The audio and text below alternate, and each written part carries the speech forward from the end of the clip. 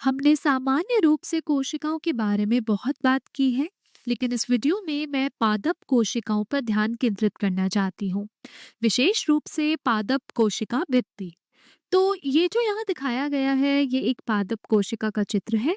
और जो चीज आपको तुरंत ध्यान आकर्षित कर सकती है, वो ये है कि अन्य कोशिकाओं की तरह इसे एक गोलाकार आकार में चित्रित करने के बजाय मैंने इसे एक घनाकार संरचना या आयताकार प्रिज्म के रूप में चित्रित किया है। और ऐसा इसलिए है क्योंकि पादप कोशिकाएं इस तरह की संरचना रख सकती हैं। अब अगला प्रश्न ये है कि उन्हें ये आकार कौन देता है। उन्हें इस प्रकार की घनाकार या आयताकार प्रिज्म जैसी संरचना बनाने की अनुमति कौन देता है। और इसका उत्तर है कोशिका भित्ति, यानी कि सेल वॉल। तो ये कोशिका भित्ति है। आइए सुनिश्चित करें कि हम इस चित्र में खुद को सही ढंग से अभिनियोजित कर सकते हैं। स्पष्ट रूप से, यदि मैंने इस कटआउट को नहीं रखा होता तो मैं केवल बाहरी भाग देख सकती थी। मैं केवल कोशिका भित्ति ही देख सकती थी। लेकिन हमने इसे काट कर दिखाया है और हम इसकी विभिन्न परतों को देख सकते हैं। बाहर की तरफ कोशिका भित्ति है, उसके ठीक नीचे कोशिका झिल्ली है। तो ये कोशिका झिल्ली है, यानी कि सेल मेम्ब्रेन। और कोशिका झिल्ली के अंदर कोशिका द्रव्य यानी कि साइटोप्लाज्म स्थित है। और कोशिका द्रव्य के अंदर विभिन्न प्रकार की संरचनाएं होती हैं। ये बड़ा भाग जो इस पादप कोशिका के अंदर काफी अधिक मात्रा में जगह ले रहा है, वो एक रसधानी यानी कि वैक्यूल है, जिसे हमने अन्य वीडियो में वर्णित किया है। ये आंतरिक दाब जैसे कि राजधानी और सीधे तौर पर कोशिका के अंदर मौजूद सभी तरल पदार्थ के बाहर की ओर ढकेलने के दबाव का संयोजन है। साथ ही साथ कोशिका भित्ति इसे एक साथ थामे रखती है। यही वो कारण है जिससे पौधों की संरचना बनी रहती है। इसी कारण से एक पौधा बढ़ने और सीधा खड़ा रहने में सक्षम होता है।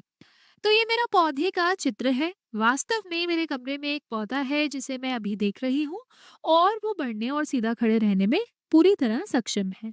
तो आपके पास कोशिका भित्ति है, कोशिका झिल्ली है और अन्य कोशिकांग यानी कि ऑर्गेनेल्स हैं। मेरे पास यहाँ कुछ हरित लवक यानी कि क्लोरोप्लास्ट हैं, जो प्रकाश संश्लेषण यानी कि फोटोसिंथेसिस के लिए महत्वपूर्ण है। और हमारे अच्छे मित्र सूत्रकणिका यानी कि माइटोकॉन्ड्रिया भी मौजूद है। हमारे पास नाभिकीय झिल्ली यानी कि न्यूक्लियर मेम्ब्रेन भी है। या मुझे ये कहना चाहिए कि ये पीली संरचना आंतरिक नाभिकीय झिल्ली यानी कि इनर न्यूक्लियर मेम्ब्रेन है। इसके अंदर डीएनए स्थित होता है। फिर आपके पास अंतर्द्रव्यी जालिका यानी कि एंडोप्लाज्मिक रेटिकुलम होता है, जो इसे चारों ओर से घेरता है। खुरदरी अंतर्द्रव्यी जालिका यानी कि रफ एंडोप्लाज्मिक रेटिकुलम, जिसमें राइबोसोम जुड़े होते हैं या झिल्ली पर उपस्थित होते हैं। चिकनी अंतर्द्रव्यी जालिका यानी कि स्मूथ एंडोप्लाज्मिक रेटिकुलम, जिसमें राइबोसोम नहीं होते। फिर आता है गोल्जी उपकरण यानी कि गोल्जी अपैरेटस। तो ये थोड़ा सा पुनरावलोकन था, लेकिन यहाँ हमारा मुख्य ध्यान कोशिका भित्ति पर है। तो चलिए वापस कोशिका भित्ति पर आते हैं। अब यदि हम इस कोशिका भित्ति पर जूम करें तो हम इस आरेख को देख सकते हैं। और यहाँ यह आपको थोड़ा आश्चर्यचकित कर सकता है, क्योंकि जब भी मैंने भित्ति की कल्पना की है, विशेष रूप से कोशिका भित्ति की, तो मैंने इसे हमेशा किसी ईंट की दीवार की तरह सोचा है, कुछ ऐसा जो अभेद्य हो। लेकिन ये चित्र हमें कुछ अलग दिखाता है।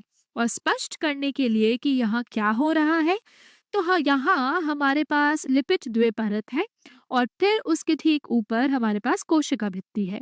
लेकिन देखिए, ये सिर्फ एक मोटी ईंट की दीवार जैसी नहीं है, कुछ ऐसा जो अभेद्य हो। आप देख सकते हैं कि इसमें पॉलीसैकेराइड तंतु फैले हुए हैं।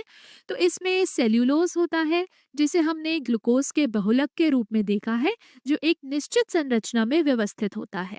हेमीसेल्यूलोज, जिसमें विभिन्न प्रकार के एकलक जुड़े होते हैं। हमारे पास पेक्टिन भी है, जो एक अन्य पॉलीसैकेराइड है।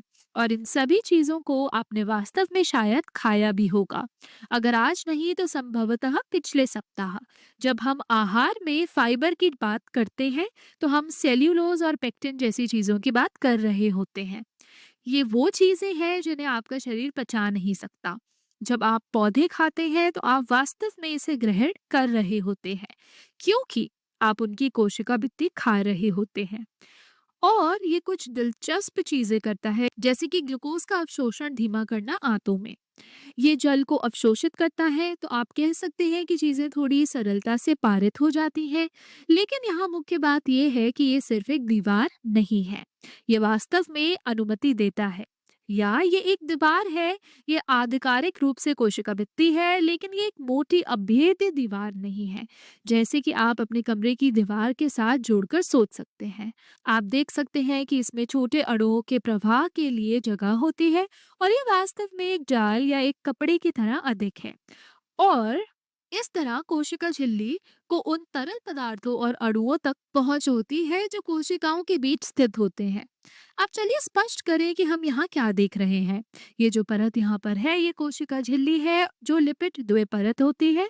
ये जो यहाँ है, ये कोशिका भित्ति है। मैं इसे एक अलग रंग में दर्शाती हूँ।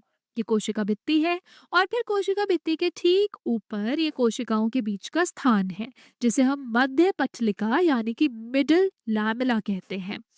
तो कोशिकाओं के बीच का स्थान मध्य पटलिका कहलाता है। अब अंतिम बात जिसकी मैं चर्चा करना चाहती हूँ, हम पहले ही देख चुके हैं कि कोशिका झिल्ली को उन अणुओं तक पहुंच होती है जो कोशिकाओं के बीच तैरते रहते हैं, लेकिन वास्तव में कोशिकाओं के बीच सीधे सुरंगें भी होती हैं। और वो सीधी सुरंगें जिन्हें मैंने यहाँ चित्रित किया है, इन्हें जीव द्रव्य तंतु यानी कि प्लाज्मोडेस्माटा कहा जाता है। अब ये समझने के लिए कि वो कैसी होती हैं, कल्पना करें कि ये एक कोशिका है। तो मैं यहाँ लिख रही हूँ कोशिका एक, और मान लीजिए कि ये है कोशिका दो। कोशिका दो यहीं पर है, और मेरे पास एक अनुप्रस्थ काट है। आप देख सकते हैं कि जीव द्रव्य तंतु ये सुरंगें हैं जो दो कोशिकाओं के बीच बनती हैं, और इस तरह आप वास्तव में कोशिका द्रव यानी कि साइटोसोल और छोटे अणुओं का प्रत्यक्ष प्रवाह इन दोनों कोशिकाओं के बीच देख सकते हैं। और यदि आप संरचना में और गहराई तक जाना चाहते हैं, तो आप देखेंगे कि तो इसमें चिकनी अंतर्द्रव्यीय जालिका की नलिका भी इसके माध्यम से गुजर रही होती है। लेकिन मैं इसे बहुत स्पष्ट रूप से समझाना चाहती हूँ। अक्सर जब आप जीव विज्ञान का अध्ययन करते हैं, तो हर चीज को व्यवस्थित और पाठ्य पुस्तक जैसा साफ सुथरा बताया जाता है। लेकिन वैज्ञानिक अभी भी अध्ययन कर रहे हैं कि वास्तव में हमारे पास ये संरचनाएं क्यों हैं, इनकी आवश्यकता क्या है, इनके माध्यम से कौन कौन से पदार्थ प्रवाहित होते हैं, और किस परिस्थितियों में ये परिवहन होता है। तो जब आप गहराई में जाकर इन चीजों का अध्ययन करते हैं, तो आप एक सक्रिय शोध के क्षेत्र में प्रवेश कर रहे होंगे। तो आशा है कि ये पूरा विषय आपको आपके आसपास की लकड़ी, पौधों और आपके घर के पौधों, और यहाँ तक कि आपके दोपहर के भोजन में मौजूद सलाद के प्रति अधिक सराहना करने में मदद करेगा।